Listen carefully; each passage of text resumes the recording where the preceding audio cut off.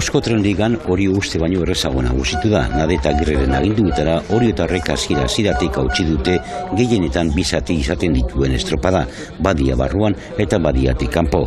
Puntu horretara Orio bizpahiru segunduko aldearekin iritsi da, baina eremu zati zailena geratzen zitzaion eta gainera denak zeduen Arraun Lagunaken erreakzioaren zain.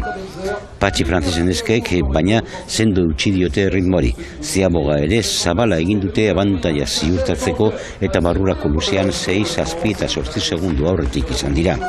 Apurka, arraunkada egonkortzen joan dira horiak eta atzetik Arraun Lagunaken eta Donostiarren arteko lehia ikusi da tarteka, baina norgehiagoka horretan Andrea Astudilloren kuadrilla nagusitu da.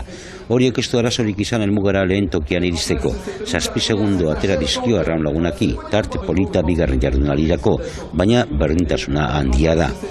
Bai, hoi da, lehenko azten, hoxe larumaten behaiek irazuen, guk iganden, gero, gaur guk, ligan ikuste pixkat hola jongo ala. 14 segundura heldu da Donostiarra eta Tolosaldia izan da laugarren.